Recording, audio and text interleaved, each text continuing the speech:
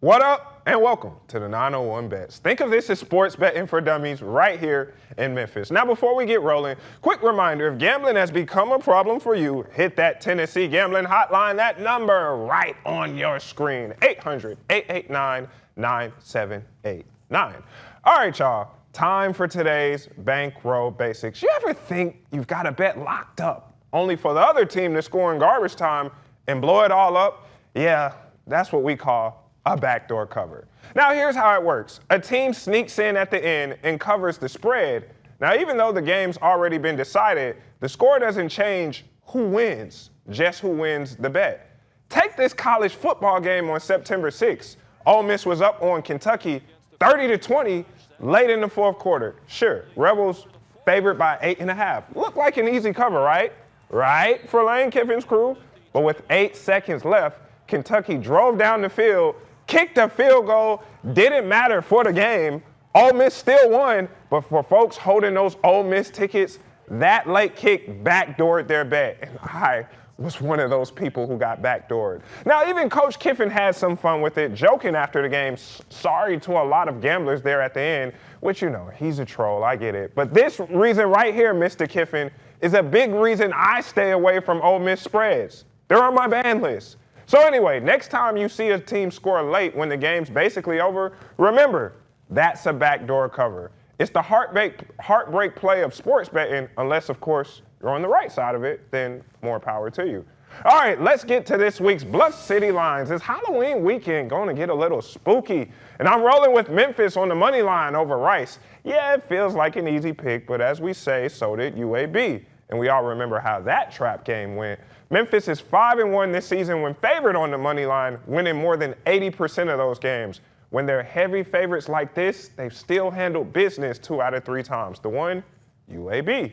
So anyway, for the spread, I'm taking Memphis to cover at -14. The Tigers have covered in 7 of 8 games, and they're 4-1 when favored by 2 touchdowns or more. And for the total, it's set at 49.5. I'm going to take the under on this one. I see Memphis controlling the pace, leaning on that balance they've shown lately. So all in all, I got Tigers winning, Tigers covering, and the total stays under. Let's move over to Oxford. The Lane train rolled right through Norman last weekend. Ole Miss bounced back from that UGA loss, taking down Oklahoma 34-26. The Rebels are 7-1 and perfect at home in the Grove this season. Now they've got South Carolina coming in, and yeah, this one's really written trap game on it. Ole Miss is coming off 2 tough road trips, while the Gamecocks nearly upset Alabama last week. But in saying all that, I think Lane Kiffin's group stays poised and handles business. I'm taking Ole Miss on the money line. They keep the win streak rolling in Oxford. I'm going to go ahead and take the over on 54.5.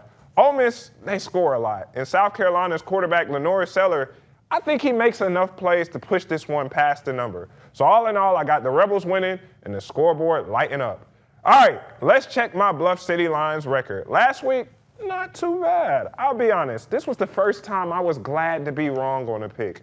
I missed on USF money line in the spread, but watching that one from the sidelines, I gotta say the Memphis fan in me took over, and I was pumped to see the Tigers get the W. And hey, it wasn't a total loss. The game hit the over at 63.5.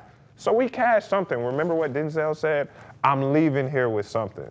Now, Ole Miss, that was a clean sweep. Hit the money line, and the game flew past that 51.5 total. So all in all, I went 3-2 on the week. That bumps the season record to 17-14. Not bad, not bad.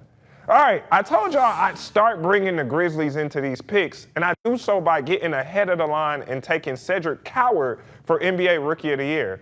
Yeah, it's a long shot at plus 4,000, but this kid is just getting started. Saturday, he dropped 27 points, 6 rebounds, 4 assists, and was 6 for 6 from three-pointer, a Grizzlies record in the victory over Indiana. He's averaging 19 points or nearly 73% from 3 through 3 games. And remember, this is a guy who shot 3 for 26 in the preseason. You were hearing all this nonsense about him being a bust, just people living in the moment. Maybe I'm living in the moment with this pick, but with half the roster out, Coward's locked in, he's been professional, and taking full advantage of the injuries. Now, Philadelphia's VJ Edgecombe, he's good, no doubt, but I'm riding the Memphis momentum. Give me Cedric Coward for Rookie of the Year. As always, send me your takes. If you have a betting terminology you're unsure of, send it my way. Want my opinion on a slip or a ticket you have? Send it my way. And man, if you even want to spotlight your W, we will give you your flowers on this program because we have fun over here, man.